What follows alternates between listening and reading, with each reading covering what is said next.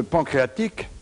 va être très richement vascularisé et très richement innervé. Nous allons commencer par évoquer les artères du pancréas, du bloc duodéno-pancréatique, devrait-on dire, sur un premier schéma de face dont voilà toujours la portion crâniale et le côté latéral droit, et esquissé en arrière les vertèbres thoraco-lombales, la 12e vertèbre thoracique étant figurée dans ce plan, puis les 4 premières vertèbres lombales, avec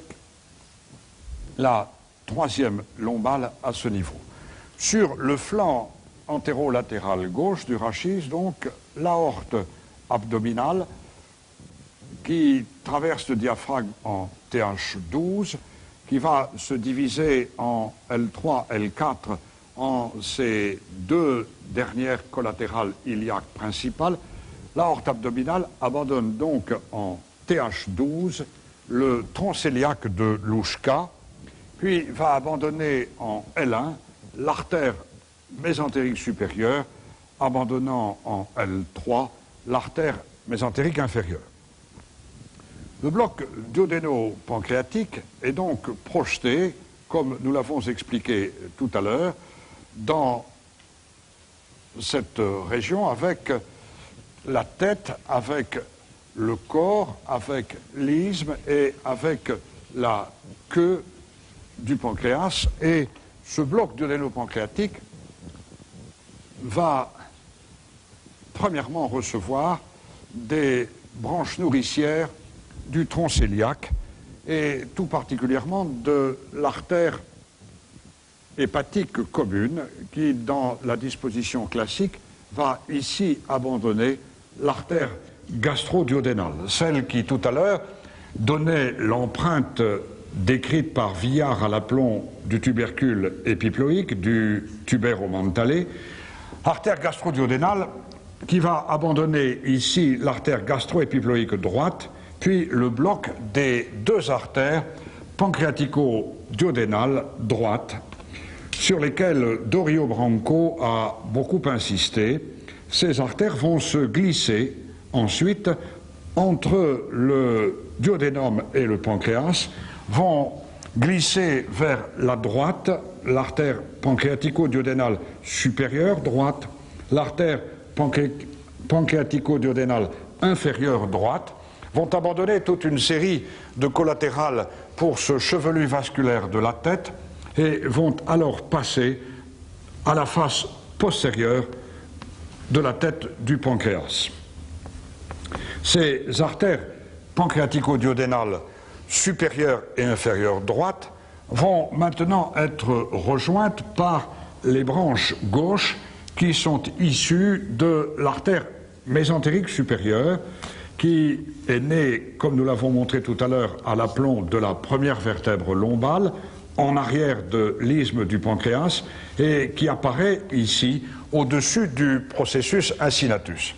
En dehors des artères destinées à l'angle de Treitz et des premières collatérales destinées aux premières anses jéjunales, l'artère mésentérique supérieure va abandonner le tronc des pancréatico-duodénales gauches. Celles-ci vont glisser derrière la tête du pancréas et rejoindre, pour s'y anastomoser à plein canal, les artères pancréatico-duodénales supérieures et inférieures droites, fermant ainsi, en regard de ces 2 croix, les 2 premiers cercles artériels de la tête qui sont rétrocéphaliques. Il est classique, comme Woodburn et Olsen l'ont montré, de décrire une anastomose céphalique qui, elle, est pré-céphalique, pré-pancréatique et qui rejoint aussi le tronc des pancréatico-duodénales gauches d'origine mésentérique supérieure. Bien sûr, ce qu'il est important de noter ici, c'est la variation anatomique qui est relativement fréquente, qu'est la naissance de l'artère hépatique droite à partir de l'artère mésentérique supérieure, variation anatomique qui représente un danger chirurgical majeur, la ligature de cette artère est alors, dans la chirurgie pancréatique, une véritable catastrophe pour le lobe droit du foie, et c'est peut-être ce qui justifie encore la pratique de l'artériographie cœlio-mésentérique avant toute intervention sur le bloc duodéno-pancréatique. Le deuxième flux vasculaire, toujours issu du tronc cœliaque de Louchka, qui par ailleurs abandonne l'artère gastrique gauche, l'ancienne artère coronaire stomachique, le deuxième flux vasculaire va maintenant venir de la troisième branche terminale du tronc cœliaque, j'ai nommé l'artère splénique. Celle-ci va courir, et nous l'avions également décrite avec la morphologie générale, sinueuse, sur le rebord supérieur de l'isthme, puis de la queue du pancréas, en y creusant cette gouttière, avant de se ramifier dans le hile de la rate.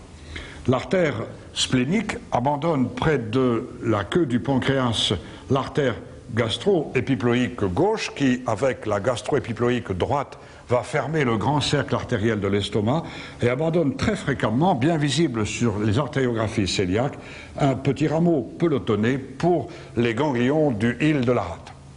L'artère splénique va donc, cheminant sur le rebord supérieur et à la face antérieure et à la face postérieure, abandonner toute une série de collatérales pour l'isthme et pour la queue du pancréas.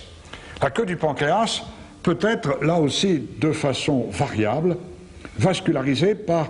une artère pancréatique transverse qui avait été décrite par Testu, qui est une collatérale de l'artère mésentérique supérieure qui chemine sous la queue et sous l'isthme du pancréas, et avec des trajets et des variations qui sont nombreuses entre l'une des pancréatico-duodénales et l'artère splénique, se trouve tendue ici la pancréatica magna de Haller, l'arcade de l'isthme du pancréas, par rapport à la pancréatica transversa de Testu, qui, elle, file vers la queue du pancréas. Les veines du pancréas vont se drainer dans le tronc porte, dont la confluence va caractériser justement le rapport principal de la face de la tête du pancréas. Voici, toujours sur le même schéma de face avec la portion crâniale et la portion latérale droite, le rachis thoraco-lombal profilé vers l'arrière avec la 12e vertèbre thoracique, puis les 4 premières vertèbres lombales dans ce plan.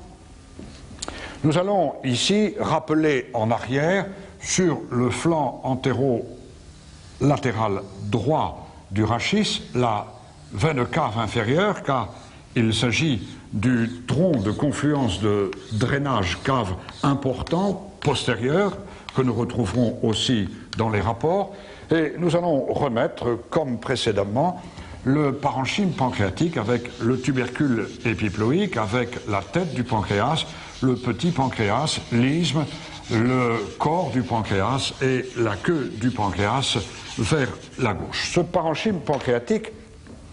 sous l'angle veineux, va tout d'abord dépendre de la veine splénique. Il s'agit d'une veine qui, sortie du hile de la rate, va maintenant cheminer plus rectiligne que ne l'est l'artère splénique sur la face postérieure du parenchyme pancréatique et qui va creuser une gouttière séparée donc du trajet de l'artère splénique. La veine splénique va recevoir à des niveaux variables la veine petite mésentérique ou la veine petite mésaraïque, veine qui quelquefois passe en arrière du génu latéral gauche, et cette confluence du tronc spléno-mésaraïque va donc recevoir les veines de la queue du pancréas et d'une partie de l'isthme du pancréas.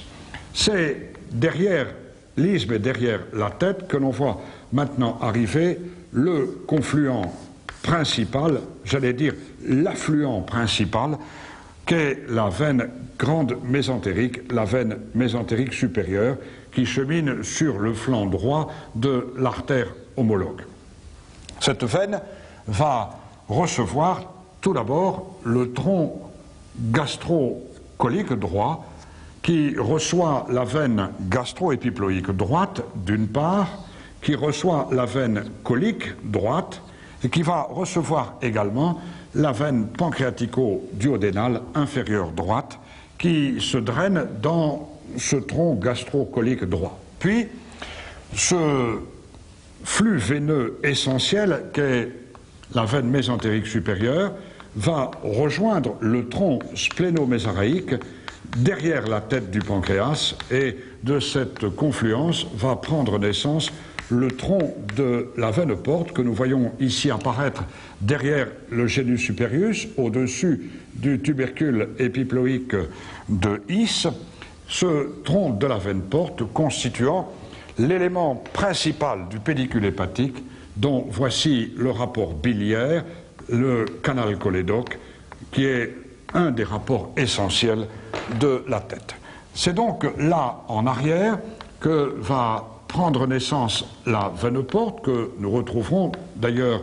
dans le chapitre des rapports, et c'est dans le tronc de la veine porte que va se drainer maintenant le flux pancréatico-duodénal supérieur droit, cette veine pancréatico-duodénale supérieure droite étant beaucoup plus fragile que l'artère, et dans sa dissection, dans sa ligature, il faut faire attention car c'est un élément qui est très friable. Dans la veine pylorique, la pylorique veine des auteurs anglo-saxons, viennent également se drainer quelques veines du tubercule épiploïque.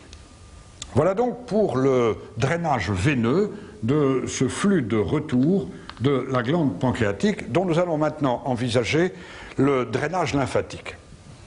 Le carrefour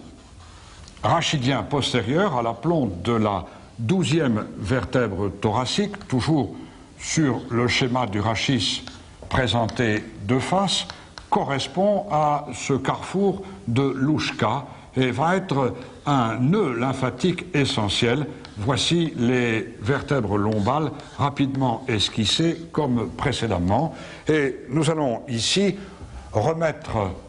à peine esquissé le trajet de l'aorte abdominale avec le tronc cœliaque, avec le départ de la mésentérique supérieure et pouvoir remettre le parenchyme pancréatique, le tubercule épiploïque, la tête, le processus incinatus, l'isthme, le corps du pancréas et la queue du pancréas vers la gauche. Voici ce parenchyme. Eh bien, nous allons rappeler également le trajet des veines, la veine petite mésentérique, la veine splénique qui passe en arrière, comme nous venons de l'expliquer, la veine mésentérique supérieure, le gros tronc essentiel avec le tronc gastrocolique droit, puis la veine porte qui est là en arrière du génus superius, avec le rapport cholédocien qui avait déjà été évoqué aussi précédemment, qui va être important, et avec le rapport digestif du cadre duodénal dont nous allons ici sectionner le deuxième duodénum et retrouver ici vers la gauche l'angle de Trice et le quatrième duodénum. Les lymphatiques du pancréas vont se drainer en deux groupes. Premièrement, le groupe postérieur. Celui-ci va être marqué par les nœuds lymphatiques de la veine splénique tout le long du trajet de cette veine, puis va être marqué par les nœuds lymphatiques de la grande veine mésentérique supérieure, puis par les nœuds lymphatiques de la tête du pancréas, groupe duodéno-pancréatique, et enfin va être marqué ici en arrière par des ganglions mésentériques inférieurs et dans le pédicule hépatique par des ganglions cholédotiens. Le deuxième type de nœud lymphatique du pancréas est caractérisé par des ganglions qui sont en avant de la masse pancréatique. Ceux-ci vont premièrement cheminer satellite de l'artère splénique, puis deuxièmement satellite des éléments mésentériques supérieurs entre l'artère et la veine, puis troisièmement satellite du groupe gastro-colique droit, ce qui est important pour le drainage lymphatique de la pathologie tumorale du côlon, puis quatrièmement et cinquièmement être drainé ici dans des ganglions lymphatiques qui sont sous-pyloriques et qui sont rétro-pyloriques, collés au tubercule épiploïque, et enfin sixièmement, des ganglions lymphatiques satellites de la veine petite mésentérique. Tous ces ganglions lymphatiques vont faire maintenant relais dans ces nœuds qui sont tout autour du tronc cœliaque, dans cette zone de Louchka, et qui vont expliquer alors que lorsque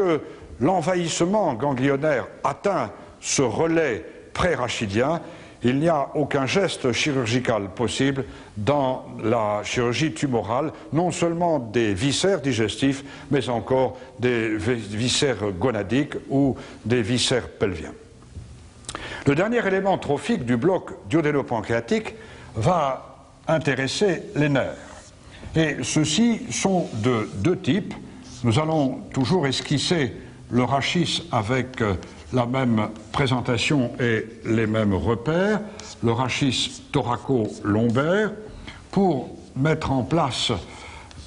les éléments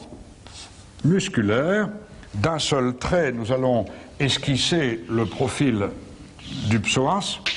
parce que les premiers nerfs qui vont intéresser ce bloc sont des nerfs rachidiens mixtes, issus de la 12e racine intercostale, mais surtout de la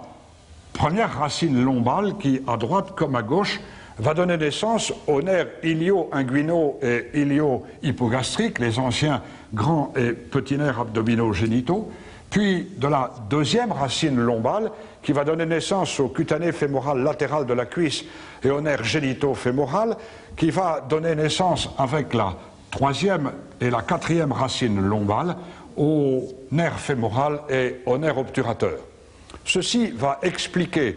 pourquoi certaines pathologies inflammatoires, certaines pathologies tumorales, certains kystes du pancréas vont, dans leur symptomatologie, avoir des douleurs qui vont se projeter, par exemple dans la pathologie de la queue du pancréas chez l'homme au niveau du testicule gauche, qui vont se projeter sur les dermatomes qui dépendent de ces éléments rachidiens mixtes. Le deuxième type d'éléments importants que l'on va trouver à ce niveau sont des nerfs splanchniques, des nerfs végétatifs. Et je vais rappeler pour ce faire ici l'aorte abdominale avec la naissance à gauche en L1 de l'artère rénale gauche, en L1 L2 de l'artère rénale droite, et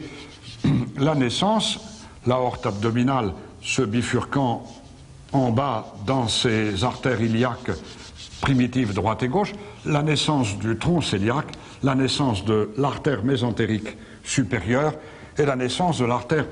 mésentérique inférieure. Je vais également rappeler ici sur le flanc antérolatéral droit du rachis, en la sectionnant à l'aplomb de L1, la veine cave inférieure qui va recevoir sur son flanc gauche la veine rénale gauche, laquelle passe devant l'aorte et devant l'artère rénale droite et est prise dans la pince artérielle que forme la veine, l'artère mésentérique supérieure en avant, avec le tronc de l'aorte en arrière. Nous sommes donc là au contact de ce confluent vasculaire très important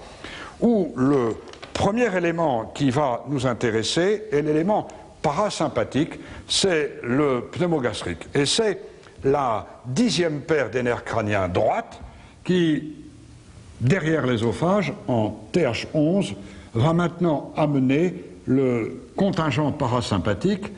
au ganglion semilunaire, au plexus solaire, dont nous allons voir ultérieurement la complexité. Mais ce nerf pneumogastrique droit va continuer à descendre pour donner autour de l'artère mésentérique supérieure, autour de l'artère mésentérique inférieure, le contingent parasympathique abdominal, et à partir de ce nerf, vers la gauche pour la queue et pour l'isthme du pancréas, vers la droite pour la tête et pour une partie du corps, se détachent les premiers nerfs végétatifs, splanchniques, parasympathiques, qui vont intervenir dans l'innervation sécrétoire et dans la commande de la sécrétion acineuse du pancréas. Le deuxième contingent qui va nous intéresser maintenant est représenté par le contingent orthosympathique. Tout d'abord, la chaîne orthosympathique latérovertébrale qui, de thoracique, se prolonge maintenant à l'étage lombaire, marquée qu'elle est par les renflements ganglionnaires qui, le plus souvent, sont au nombre de 3, peuvent quelquefois être au nombre de 4, et qui sont rattachés par les ramies communicantes aux nerfs rachidiens mixtes. Mais surtout, ce sont les nerfs splanchniques, le grand et le petit splanchnique, qui sont les nerfs d'origine thoracique, avec les variations que l'on connaît, que je représente ici du côté gauche, à savoir la possibilité d'un nerf moyen splanchnique, issu des 6e, 7e, 8e, 9e nerfs rachidiens et ganglions orthosympathiques thoraciques, du 10e, 11e et 12e ganglion thoracique pour le nerf petit splanchnique. Lorsqu'il existe un moyen splanchnique, il naît isolément du 10e ganglion thoracique. Et ces nerfs orthosympathiques vont venir rejoindre le contingent parasympathique, tout d'abord du ganglion semilunaire, ensuite des ganglions latéraux-aortico-cœliaques, latéraux-aortico-mésentériques, latéraux-aortico-rénaux, comme les ganglions rétro-rénaux qui ont été isolés par Hirschfeld, et tout cet ensemble va présenter des anastomoses qui sont homolatérales, des anastomoses qui sont contralatérales et qui tissent, vous le voyez, au contact de ces vaisseaux, un chevelu nerveux inextricable dont vont partir maintenant des branches efférentes, à la fois vers le duodéno-pancréas à droite, vers l'isthme, la queue du pancréas vers la gauche. Et si je projette maintenant là-dessus, ne serait-ce que pour en rappeler la topographie, la glande pancréatique, avec le tubercule épiploïque, le tuber omentale, avec le processus incinatus, le corps, et avec la queue du pancréas, on comprend ainsi pourquoi, dans toute pathologie du pancréas, il va y avoir ce syndrome solaire, avec cette douleur qui est térébrante, qui est profonde, avec un sujet qui va être plié en deux, le point dans l'épigastre, et qui appuie pour essayer de calmer cette irritation du plexus solaire qui témoigne de la richesse de ce duodéno-pancréas.